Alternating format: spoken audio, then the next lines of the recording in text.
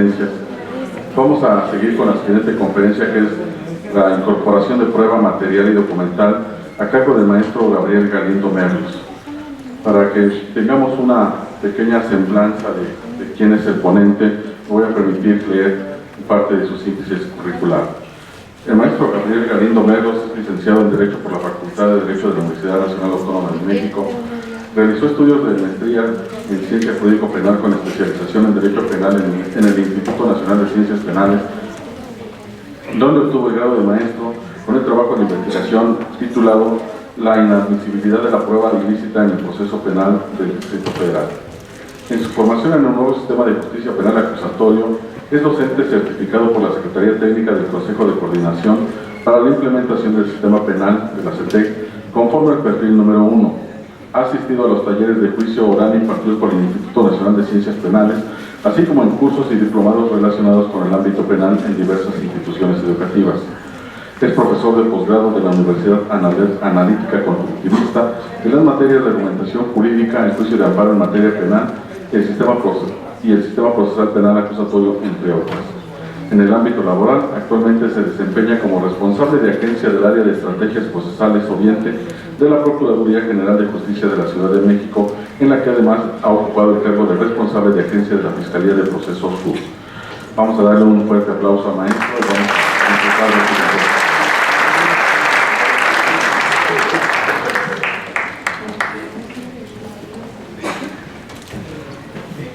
Buenas tardes. Todavía no, buenos días.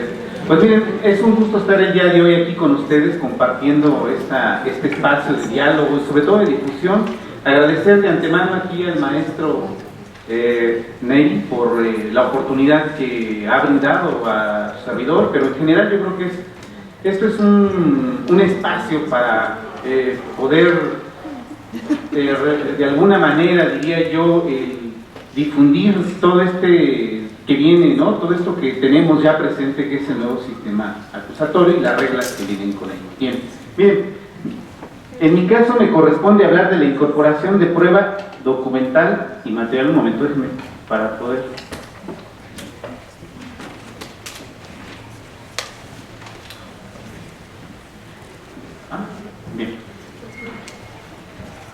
Bien. La incorporación de prueba documental y material, al igual que lo que hemos visto a lo largo de estas pláticas, son técnicas, las llamadas técnicas de litigación. Algo que deben de tener ustedes presentes es que las técnicas de litigación son reglas generales, tienen cierto, no podemos decir que tienen un valor absoluto, ¿verdad? Tampoco tienen un carácter normativo, es decir, normalmente no las vamos a encontrar como tal establecidas en el Código Nacional de Procedimientos Penales. En ocasiones van a variar quizá a lo mejor de un tribunal a otro, de un mismo tribunal, dependiendo de quién preside ese tribunal. Pero bueno, ¿por qué es importante conocer esta técnica de incorporación de prueba documental y material?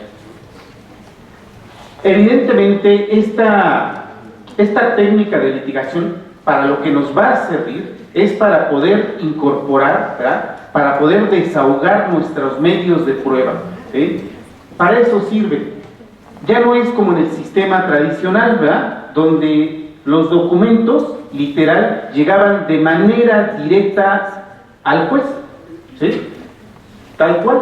Muchas veces no era ni necesario que el Ministerio Público, alguna de las partes, lo ofertara, ¿no? Estos eran valorados, eran tenidos en cuenta, aun cuando la parte no los invocara. Estas reglas cambiaron. Ya actualmente es necesario que este tipo de documentos se siga una técnica especial para poder incorporarlos. Entonces es fundamental conocer el manejo de esta técnica, de ahí la importancia, ¿no? Por ejemplo, hace un momento hablaron acerca de las técnicas de apoyo de memoria, evidenciar contradicción. Bueno, esas técnicas hay que conocerlas, pero lo ideal, como comentó el maestro Carlos, es no utilizarlas. Sin embargo, en el caso de esta es diferente. Esta es diferente, porque esta habrá que conocer su manejo. ¿Cuál es el fundamento legal? Lo vamos a encontrar en los artículos 380, 383 y 387 del Código Nacional de Procedimientos Penales, que son los que nos van a dar las reglas generales para llevar a cabo la incorporación de la prueba. ¿Por qué es necesario llevar a cabo el procedimiento de incorporación de la prueba? Porque actualmente los documentos, por ejemplo, en el caso de los documentos, pues no hablan por sí mismos. Necesitamos que alguien venga a juicio y nos hable de los documentos o de las evidencias materiales, es decir, de las pruebas materiales, ¿verdad? Es indispensable. Ahora, los testigos no solo los vamos a interrogar para obtener información, como ya vimos, ¿verdad? O sea, los testigos nos van a acreditar nuestra teoría del caso, ciertas afirmaciones fácticas que tenemos. Sin embargo, los testigos también nos van a servir para acreditar e incorporar documentos y pruebas materiales. En este sentido, habría que empezar por distinguir entre qué debemos entender por un documento y qué es la llamada prueba material. En el caso del documento, el propio Código Nacional de Procedimientos Penales nos da la pauta y nos dice qué debemos entender por documento. Documento es todo soporte material que contenga información sobre algún hecho. Parece sencilla la expresión que nos da el Código Nacional de Procedimientos Penales. Pero entonces habrá que distinguirlo cuando estamos en presencia de un documento y cuando de una prueba material.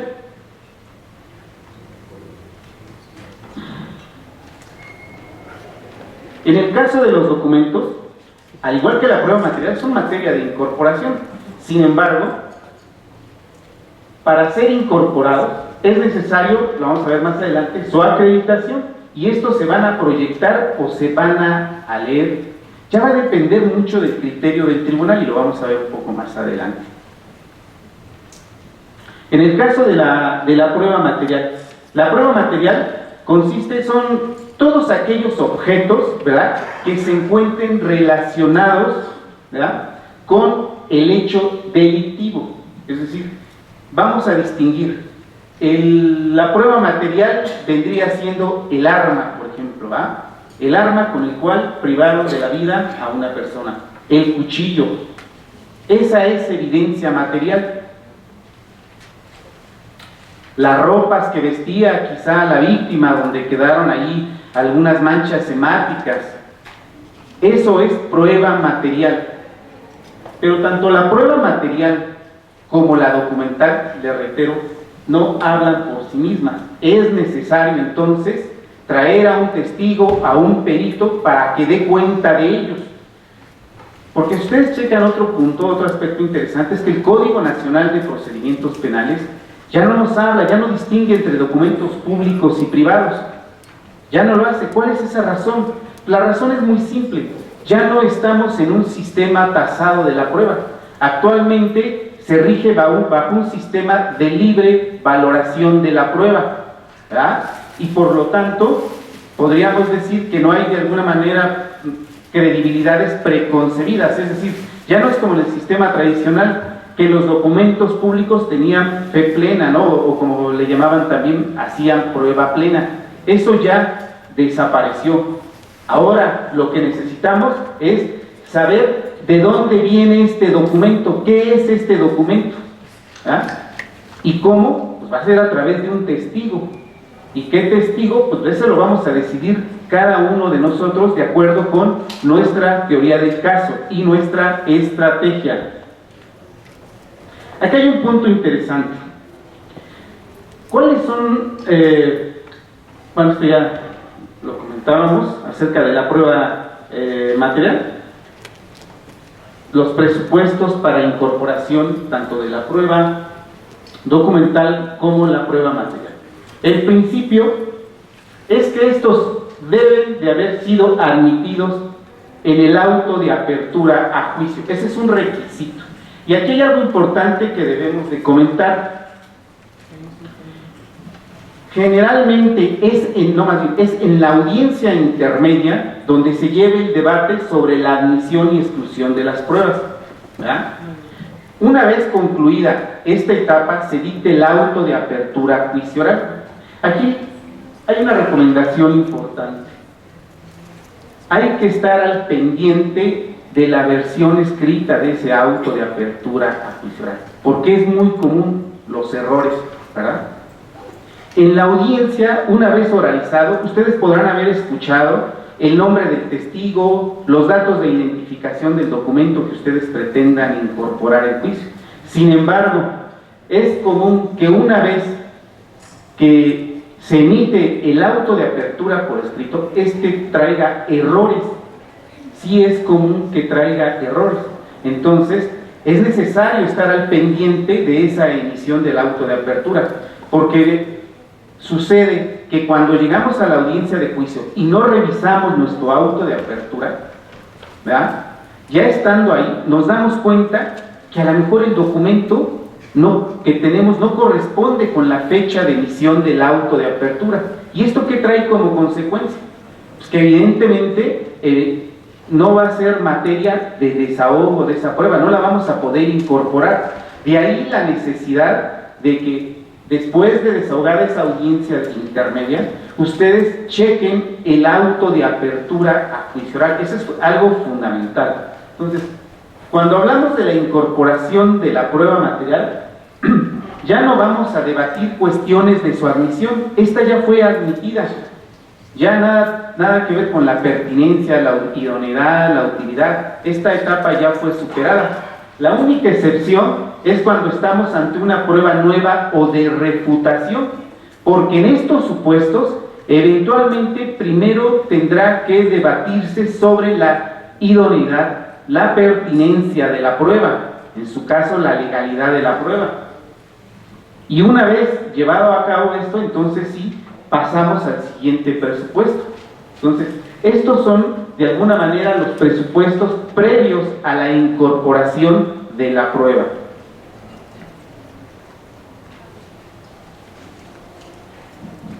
En cuanto a los requisitos para poder incorporar prueba documental y material en este sistema acusatorio, actualmente existe un criterio. Esta es una tesis aislada de enero de 2019, la cual de alguna manera nos va dando la pauta, ¿verdad?, nos fija ciertos requisitos que deben de cumplirse para poder llevar a cabo la incorporación de la prueba material. Vamos a desglosar seguida cuáles son esos requisitos.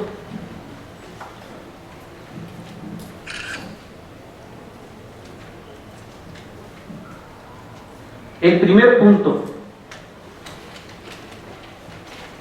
habrá que elegir a un testigo o un perito que lo reconozca.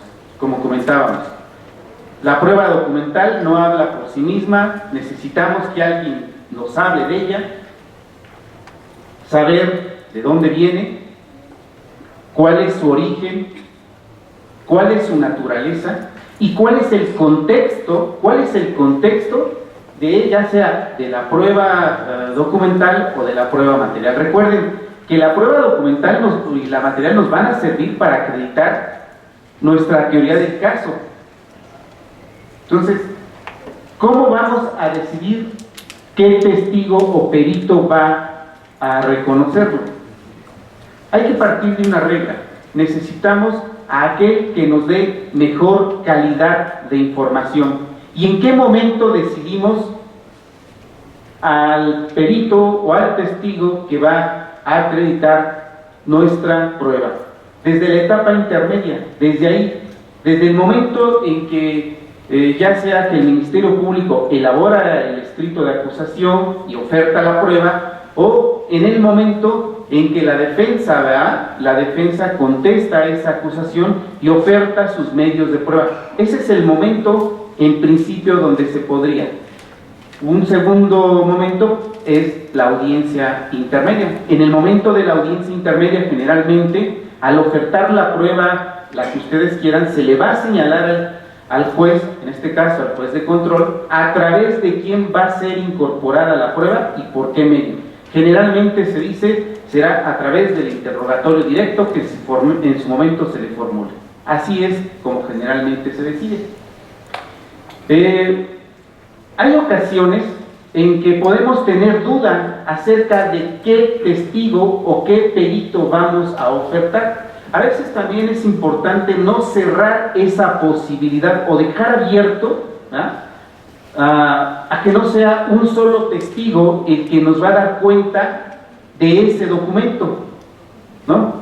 Hay que dejar abierto. En algunas ocasiones se le pide al juez, que será ya en la audiencia de juicio oral, dependiente, de acuerdo con la estrategia de litigación, que se decidirá a través de quién se va a incorporar el documento o la prueba material. Esto es fundamental, es fundamental. Generalmente, ¿a quién vamos a ofertar? Pensemos que es un dictamen en materia de... Perdón, es un video. ¿Ah? En este caso es un video.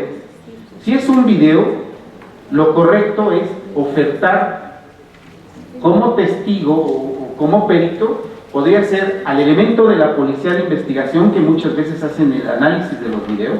Esa es una opción, porque él tuvo a la vista ese video, analizó su contenido.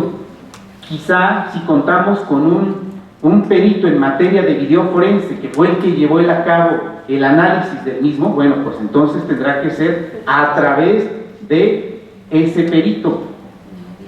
Esas son de alguna manera las formas a través de las cuales vamos a decidir qué testigo o qué perito es el que va a reconocer nuestro documento o nuestra prueba material. Hay que tener también muy en cuenta cuando decidamos quién va a ser, que en el auto de apertura a juicio oral que se dicte, el nombre de ese perito o ese testigo sea el correcto, porque si no luego también nos enfrentamos con problemas en la práctica en el momento de llegar a juicio. Porque si ustedes llegan a un juicio y señalamos a un perito con un nombre incorrecto, obviamente cuando pretendamos incorporarlo va a existir oposición de la defensa o de su contraparte, y es donde se abre en ese momento el debate. Entonces hay que tener muy en cuenta esos puntos.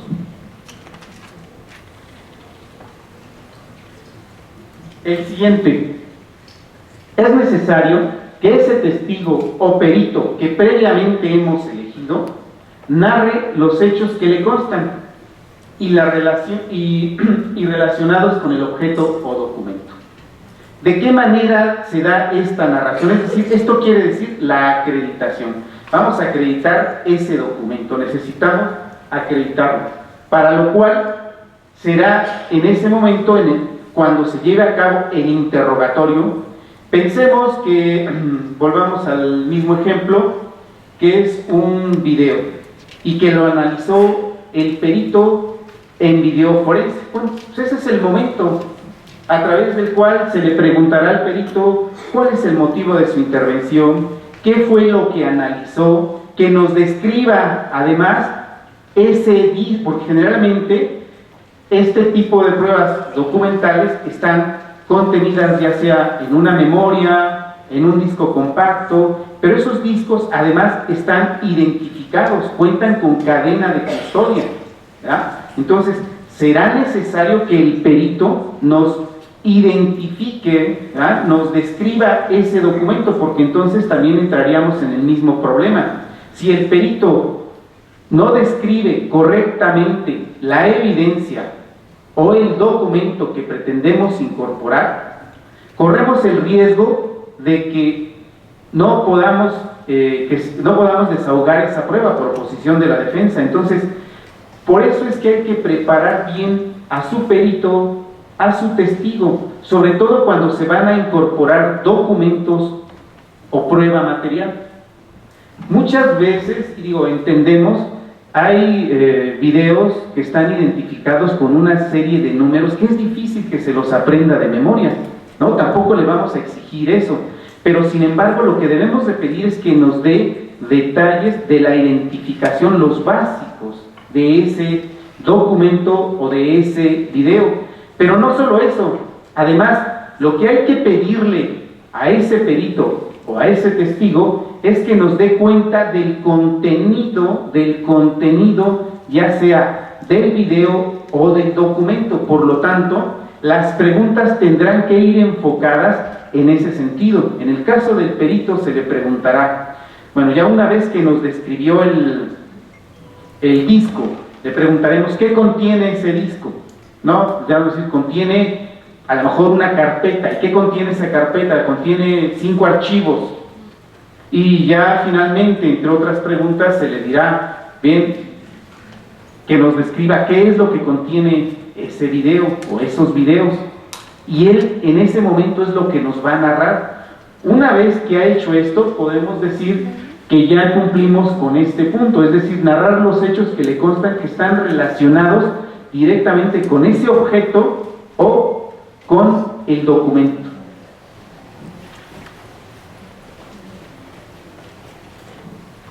Una vez que el perito ya ha dado cuenta del documento o de la prueba material, lo siguiente será mostrar ya sea uno u otro a las partes. Esto es fundamental. Recuerden que esto en cumplimiento al principio de contradicción y de igualdad. Es decir, tengo mi documento, ya sea un video, una memoria, que generalmente están contenidas, ¿verdad?, con la cadena de custodia. Lo que tengo que hacer es correr traslado a la defensa, pero no solo a la defensa, en su caso también al asesor jurídico. ¿Por qué? Para verificar que este documento, que esta prueba que pretendo incorporar, sea la misma que me fue admitida en el auto de apertura. Recuerden ustedes que ya se cumplió con un descubrimiento probatorio a la defensa desde la etapa intermedia y por lo tanto la defensa o las partes tienen en su poder este mismo documento en copia, ¿verdad? Tienen ya ese registro y ellos lo que hacen es verificar que este documento que pretendo incorporar sea el mismo, que ambas partes lo tengamos. Entonces ese es el objetivo, mostrarlo a las partes. Una vez que se ha mostrado el documento o la prueba material a las partes, el siguiente punto será que este testigo o perito debe expresar los motivos por los cuales lo reconoce. Esto quiere decir, implica autenticar ese objeto o ese documento. Recuerden que el tribunal no está obligado a creernos que este documento, que esta evidencia que pretendo incorporar es la misma que a lo mejor se localizó en el lugar del hecho y que ahora pretendo incorporar, ¿no? Para eso contamos con nuestro testigo o nuestro perito, él es el que nos va a dar cuenta. Entonces, ya una vez que se le mostró a las partes que se le corrió traslado, lo siguiente es ponérselo a la vista a nuestro perito o a nuestro testigo. ¿Y qué va a suceder en ese momento? Ya una vez que se le pone, se le va a preguntar al perito o al testigo, primero que lo vea, ¿ah? Eso es en principio, que lo vea. Ya una vez que lo tiene en sus manos, se le pregunta que lo revise.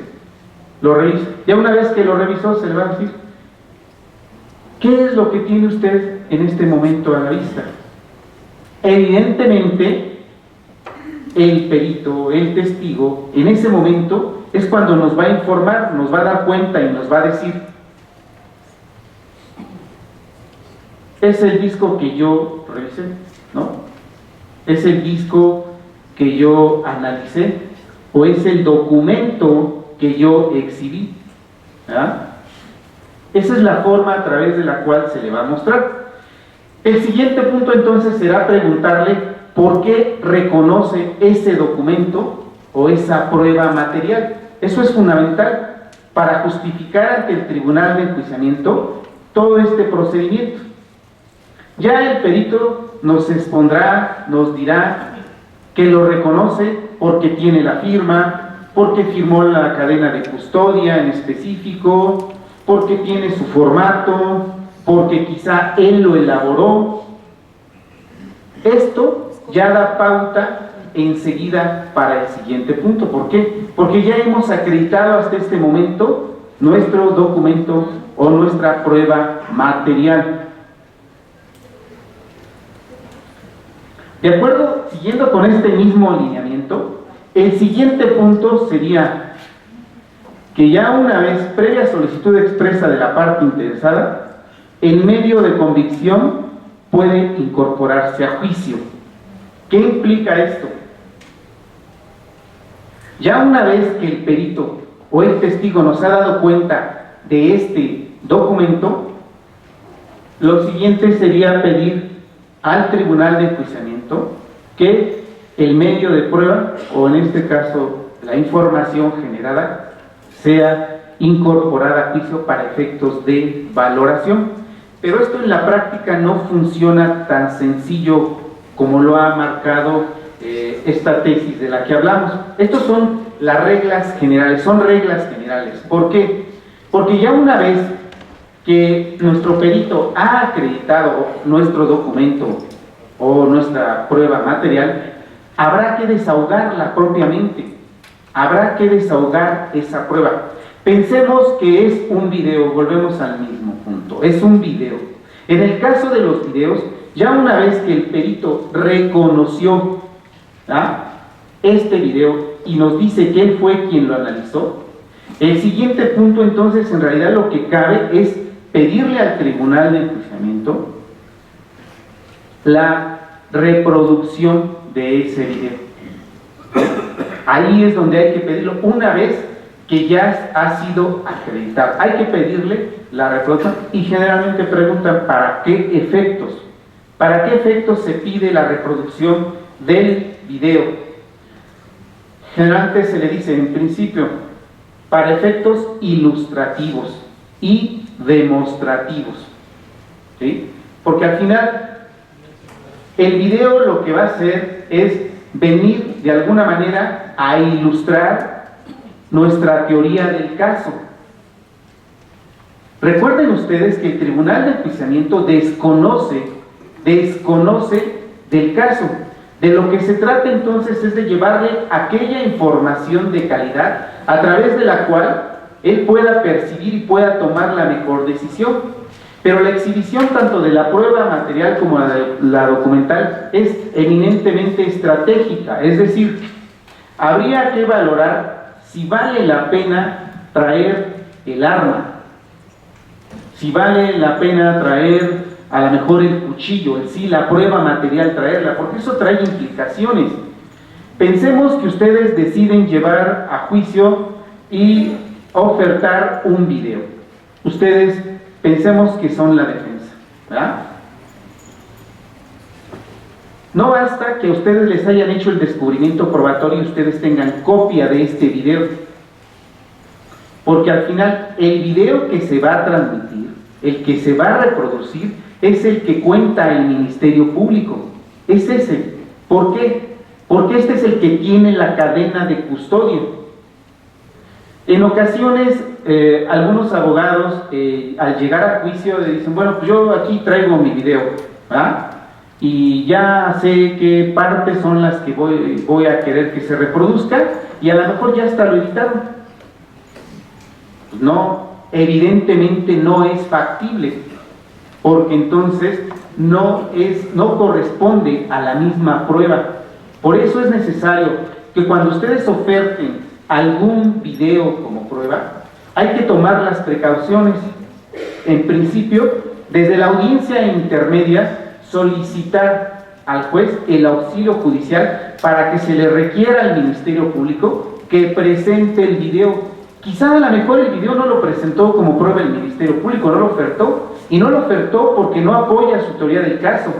Al contrario, entonces él no lo oferta.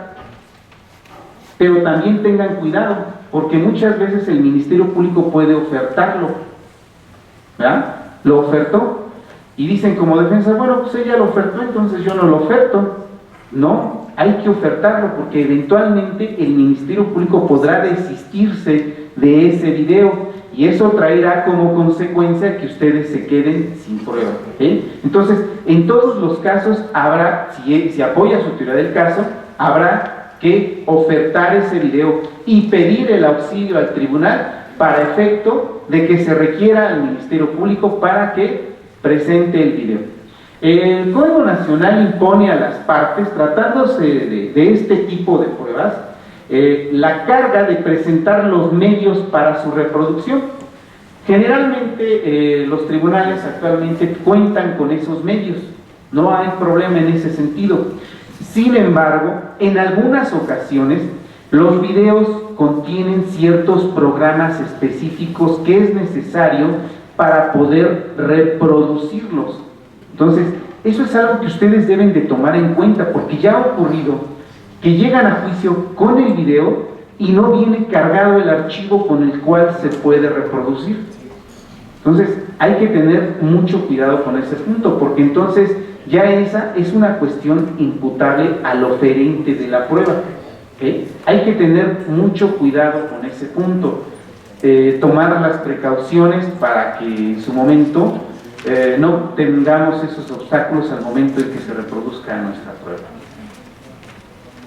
Bien, ya estamos pidiendo, entonces, lo reconoció ya el documento, ya reconoció el documento, ya reconoció la evidencia, ya nos dijo el porqué y entonces ya hemos solicitado al tribunal su reproducción o su exhibición en el caso de la prueba material. Evidentemente, en el caso de la prueba material, pensemos que es el arma.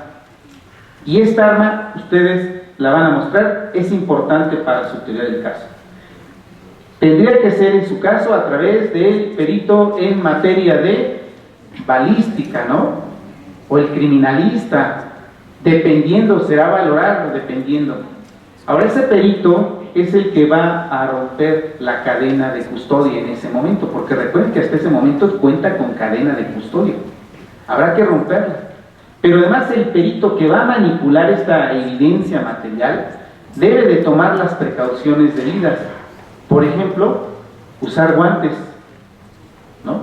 No puede abrirla y manipularla de manera libre. Debe también de tomar sus precauciones, pero bueno, esto es algo que ya le compete al perito. Ustedes cumplen con ofertar la prueba. Generalmente, para ser honestos, es muy raro ver que se oferten las pruebas materiales. Es muy raro, ¿no? Porque pensemos en el arma.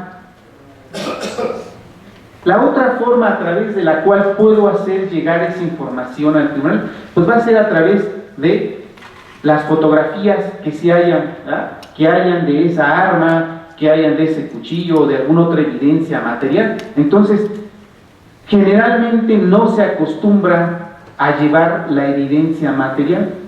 Muchas veces, sobre todo en el caso del Ministerio Público, porque también implica el traer esa evidencia material que está en las bodegas de evidencia. Entonces, el Ministerio Público tiene la evidencia material y si la oferta la defensa, la obligación de presentarla corre a cargo del Ministerio Público. Él es quien tendrá que presentarla el día y hora señalado.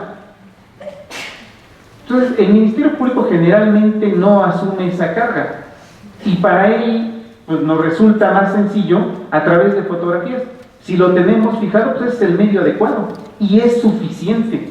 Y lo vamos a hacer entonces a través del perito en materia de fotografía. De igual manera, se va a realizar el interrogatorio, se le va a preguntar el motivo de su intervención, qué fue lo que fijó, dónde los fijó, qué procedimiento siguió, de cuántas fotografías se compone su dictamen.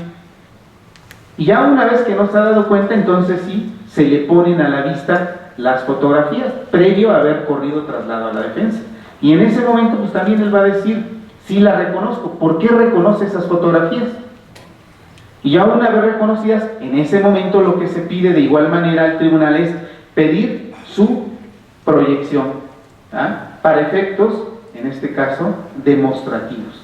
Eso es importante, bien. Es importante cuando el tribunal pregunta, ¿para qué efectos pide usted que le sea puesto a la vista las fotografías, el documento, la evidencia? Primero, para efectos de su reconocimiento. Para efectos de su reconocimiento, para efectos ilustrativos y para efectos demostrativos.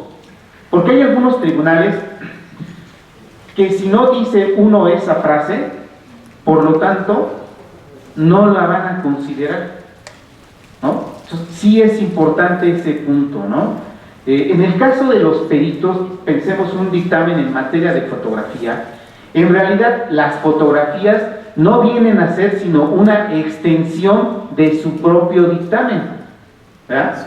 Es decir, forma parte del desahogo de la misma prueba, pero en el caso, por ejemplo, de los videos, ¿no? Y es muy recurrente el uso de videos en juicio, tanto por la defensa como por el Ministerio Público. Es fundamental. Entonces, hay que tomar las precauciones para llevar a cabo el desahogo de esa prueba. Otro punto importante, en el caso de los videos, volviendo a lo mismo, ¿y por qué recurro mucho? Porque ya es muy recurrente el ofertamiento y desahogo de estas pruebas. Ya actualmente ya tenemos cámaras en todos lados, o no hay quien traiga ya el teléfono celular y graba, ¿no? Entonces, y graba en el momento, en tiempo real, es decir, en el momento en que está aconteciendo el hecho, ¿no? Y cuántas veces resulta que el policía dijo, lo detuve en esta esquina y resultó que no fue ahí, fue en otro lado, ¿no? Y cómo desvirtúa. Pues a veces ya no es con otra testimonial, a veces ya es con los videos. Entonces, es fundamental esta cuestión de los videos. Hay videos que pueden durar 1 hora, 20 minutos, habrá otros que duren segundos. Ahí ya va a depender de cada uno de ustedes y de acuerdo con su teoría del caso, la parte del video que requerirán ustedes que se reproduzca. En algunas ocasiones, desde el desahogo de la audiencia intermedia, el juez pide a las partes que precisen en el objeto de prueba el minuto que habrá o el espacio de tiempo que habrá de reproducirse. Entonces, si ustedes conocen su carpeta, en sí, su caso, ustedes deberán saber qué es lo que necesitan, qué les sirve del video, ¿verdad? Porque muchas veces los videos traen información que puede resultar irrelevante, innecesaria, y no vamos a cansar al tribunal de enjuiciamiento para que veamos 20, 30 minutos de un video que a lo mejor, de lo cual únicamente nos va a servir 1 minuto o menos. Entonces, eso es importante. Habrá que definir ese punto. En ocasiones se los piden desde la audiencia intermedia, ahí, cuando se fije el objeto de prueba, precisar qué minuto.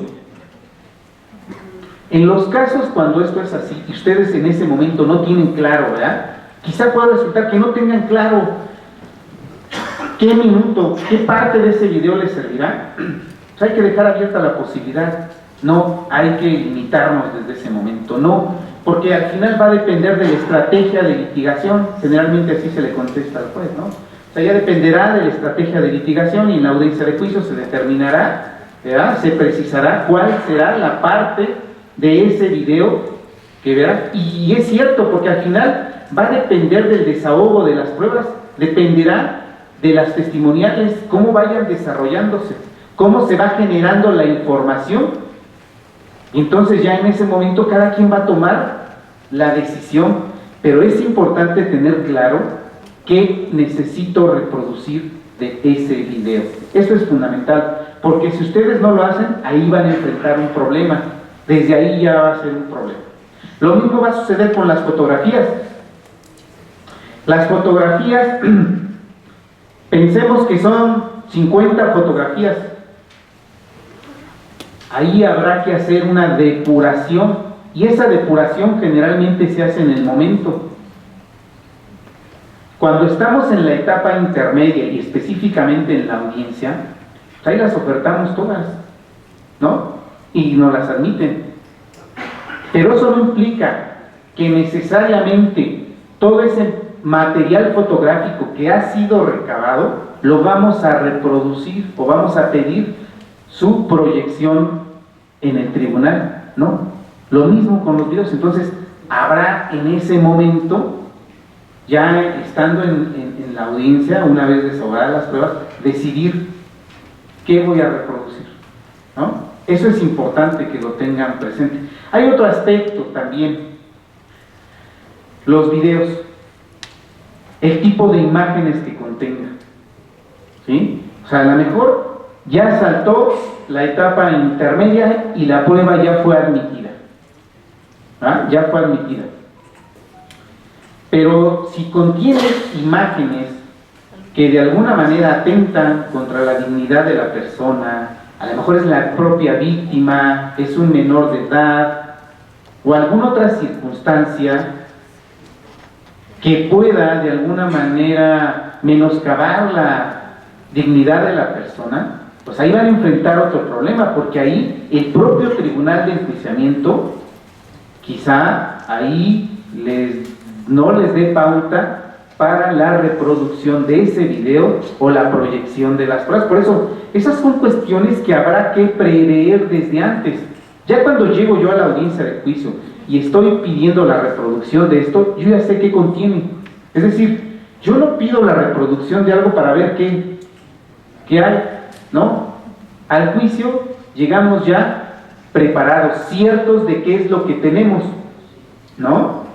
Entonces, esos son de alguna manera ciertos consejos que les damos para que ustedes lo consideren cuando llegan a juicio. Porque créanme que ya estando en juicio que se presentan un sinnúmero de circunstancias, de situaciones, y el tribunal pues en ese momento pide el pronunciamiento y uno tiene que resolver en el momento. No puedo en ese mismo momento ponerme a pensar, a ver, ¿y qué parte del video voy a ver? ¿No? Esto es algo que yo ya llego ya previamente decidido, definido. ¿Ya? Bien. Ahora, en este punto adquiere especial relevancia el testigo de acreditación, es decir, el perito o el testigo. Ese es fundamental, es algo que deben de tener en cuenta. Por lo tanto, hay que preparar a su testigo, a su perito. A veces es complicado, sobre todo cuando son peritos oficiales y ustedes son la defensa, porque se les va a complicar tener contacto con él. ¿Ah? Entonces, ahí sí habrá en su caso que pedir el auxilio judicial para poder entrevistarse previamente con él. Partimos de que en este sistema las partes deben de conducirse con lealtad. Pero bueno, ese es el principio, pero la práctica, bueno, pues, lo que debemos de hacer es buscar acercarnos a nuestros peritos, a nuestros testigos, para que en el momento en que estemos desahogando la prueba no encontremos obstáculos y sea lo más, de alguna manera diría yo, facilitar las cosas, porque recuerden que del otro lado está su contraparte. Ahora, hay otro punto también importante. ¿Qué pasa si no cumplo con toda una serie de requisitos? El criterio que vimos hace un momento, y voy a volver un poco, nada más tenemos aquí el título, ¿sí? Pero el título nos habla de para considerarse válidas deben incorporarse en términos del artículo 383 del Código Nacional de Procedimientos Penales. Esto quiere decir que si mi prueba no fue incorporada siguiendo las reglas mínimas para ello, la prueba no será válida. ¿Sí? Es decir, podré yo haber incorporado y a lo mejor mi contraparte no dijo nada y me fui y logré incorporarlas y dije, bueno, pues ya la hice, ¿verdad? Y ya está. Pues no, porque como comentaban hace un momento también con el apoyo de memoria, evidenciar contradicción y todo esto, si no se sientan las bases adecuadas, pues entonces hay una ilegalidad en el desahogo de la prueba. ¿Y dónde va a ser el momento en el cual voy a hacer evidente esto? Pues va a ser en alegato de clausura. Ahí le voy a resaltar al juez que mi contraparte incumplió con algún requisito y por lo tanto se debe desestimar los alcances o la eficacia probatoria de ese medio de prueba en particular.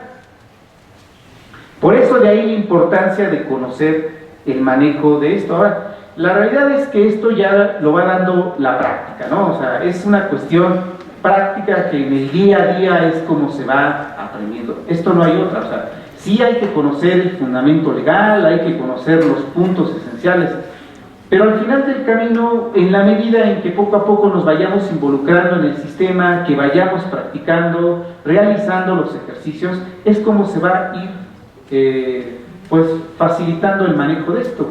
Y además, como comentaba hace un momento, existen una serie de situaciones que se presentan en la práctica que a veces hasta que no las vivimos, hasta ese momento no nos damos cuenta de lo que puede pasar con el desahogo de nuestras pruebas, ¿sí? Entonces, sí es muy importante tener en cuenta este punto. ¿Hasta aquí alguna duda?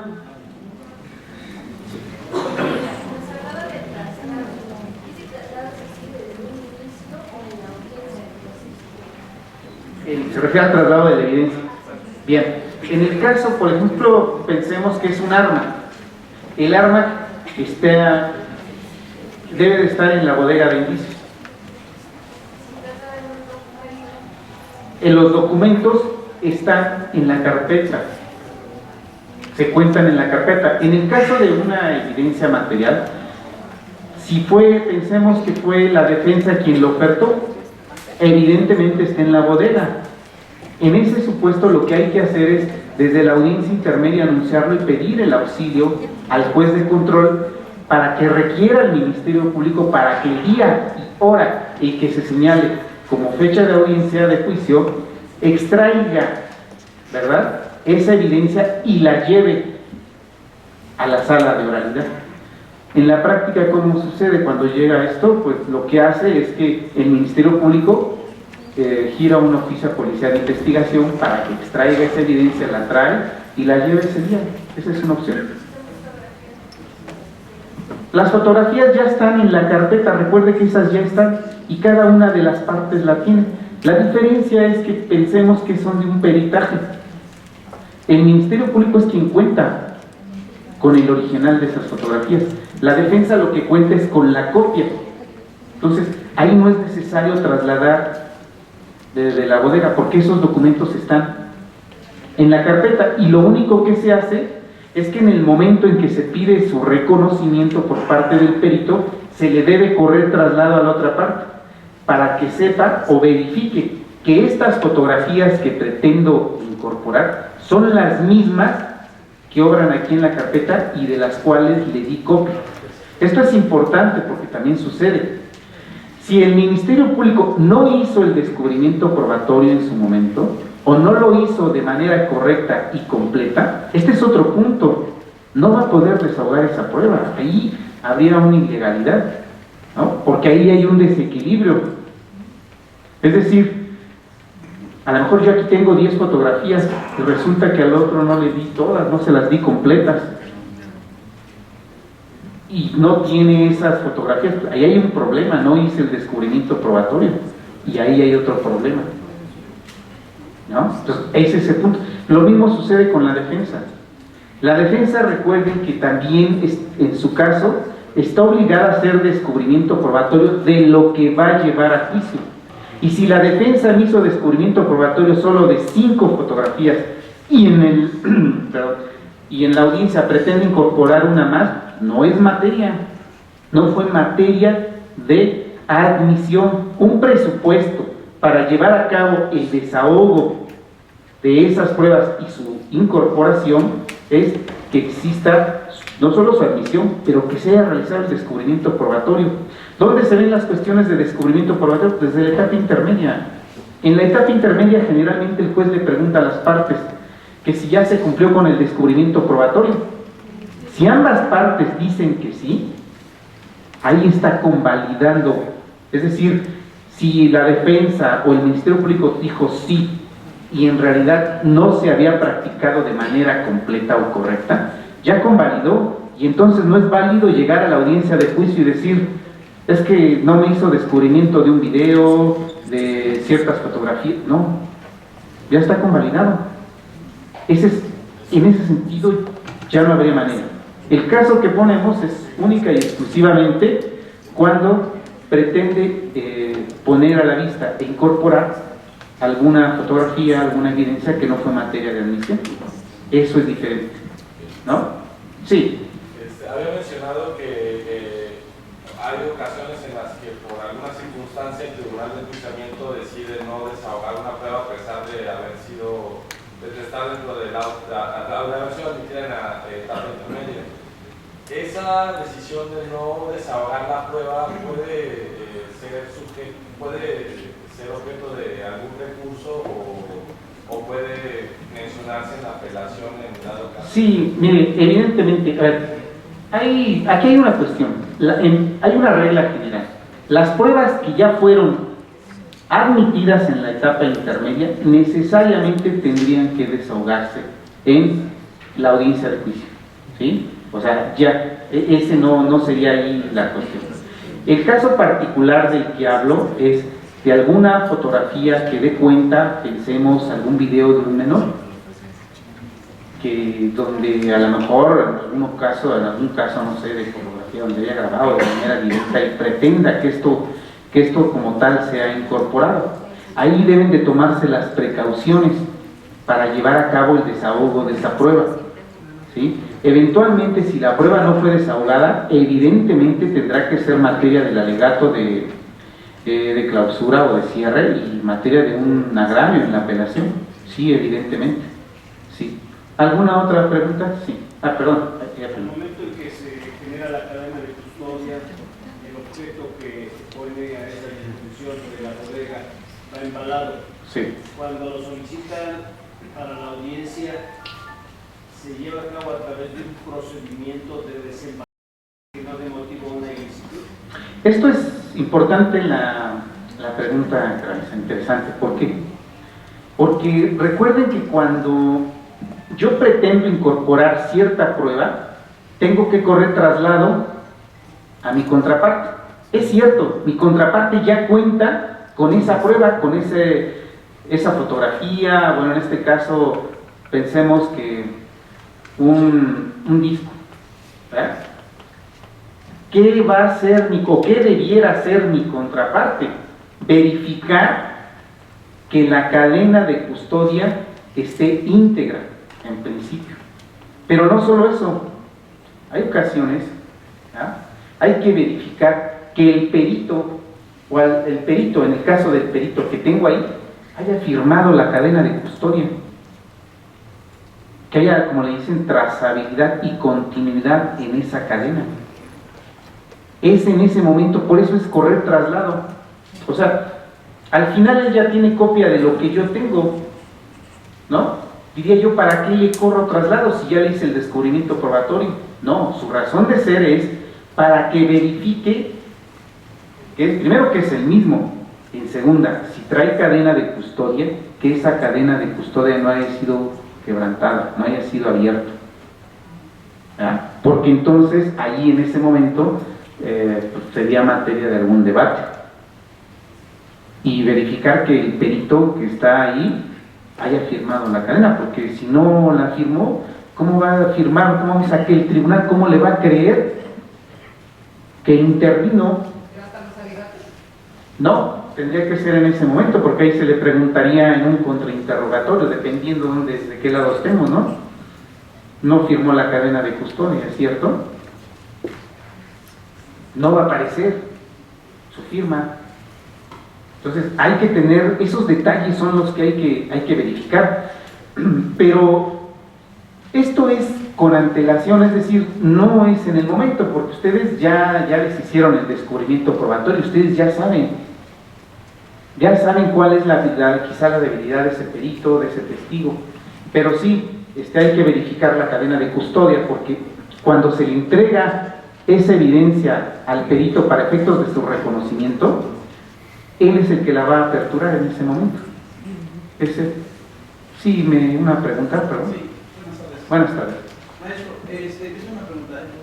Si por deficiencia de la defensa no incorpora unas placas fotográficas, el acusado puede solicitarle al juez que se incorpore.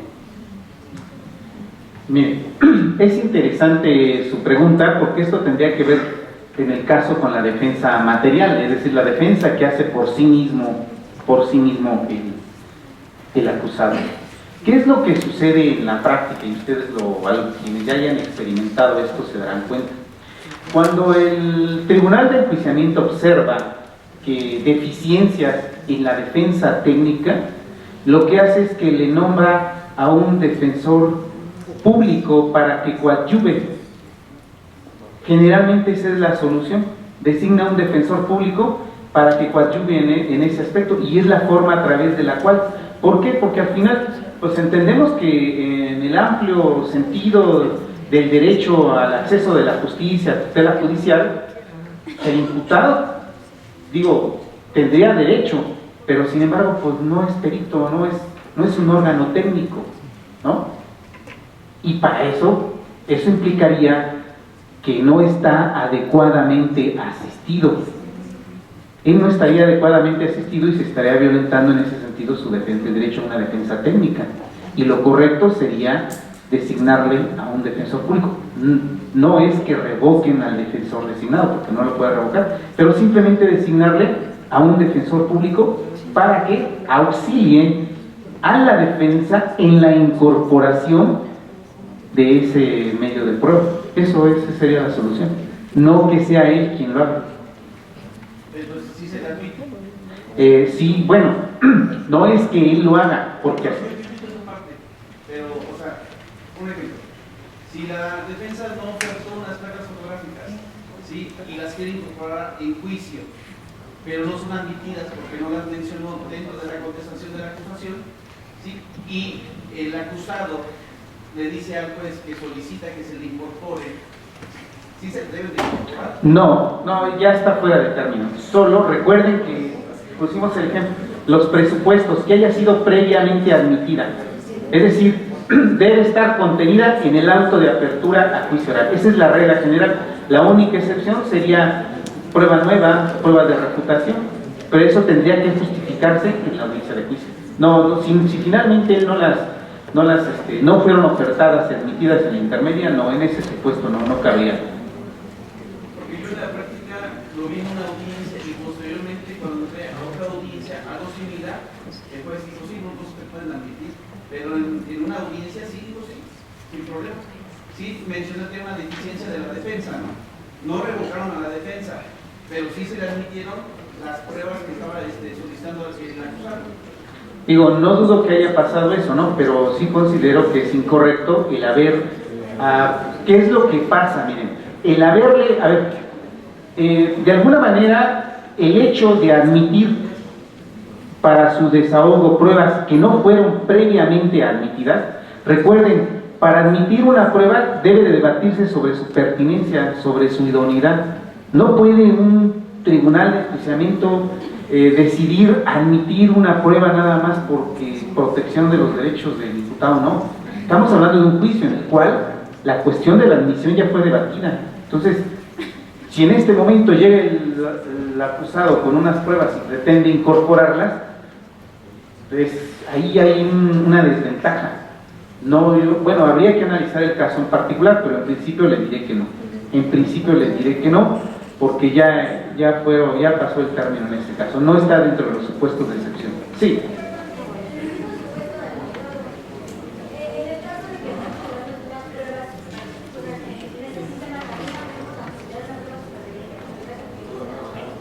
Sí.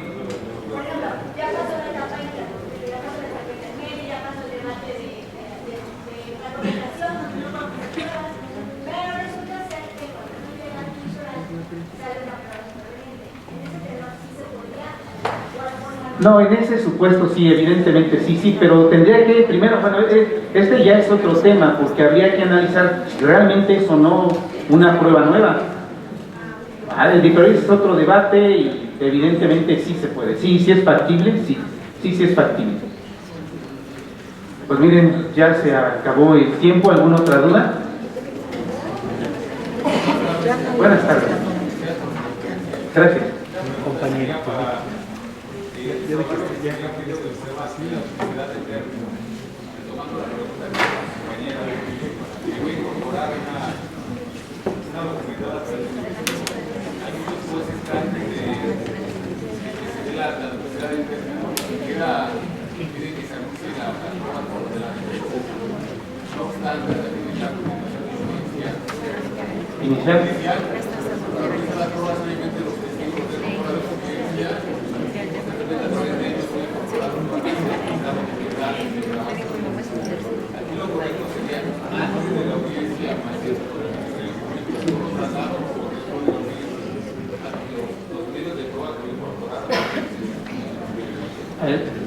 ¿En qué momento se toma la decisión de solicitar lo que conocemos la duplicidad? Una vez que se ha formulado imputación, ya se solicitó la vinculación. Es en ese momento, recuerden, que se toma la decisión. Ahí es cuando se toma la decisión. Ya cuando sé el Ministerio Público con qué cuenta, yo considero que tendría que ser en ese momento. Después de ese momento, perdón. Sí, ahí.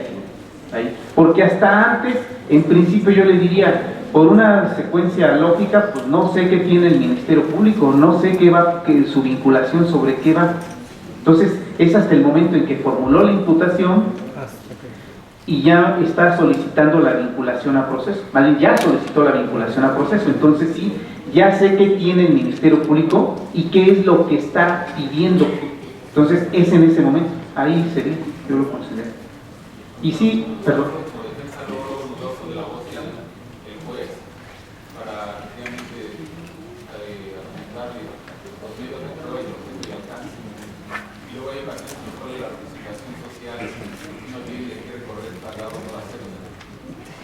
Bueno, miren, ya eso será cuestión de hacerlo en su caso del conocimiento del juez en la audiencia de juicio.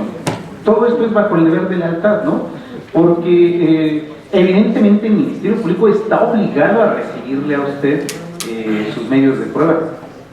La opción es ofertarlos, si no los quiere, en el momento de la audiencia, correrle traslado e informarle al juez esa circunstancia. Al final es en demérito del Ministerio Público porque no va a tener oportunidad de analizarlos, ¿no? Pero sí, yo considero que debe ser una vez que se solicitó la vinculación, porque ya está precisado el hecho por el cual está acusando, con base en qué pruebas y cuál es el hecho que le está imputando en concreto y su clasificación jurídica. Por lo tanto, yo entonces tengo claro qué medios de prueba necesito para apoyar mi teoría del caso. Tendría que ser así. Sí. Bien, pues yo creo que con esto damos por concluida la plática. Les agradezco mucho.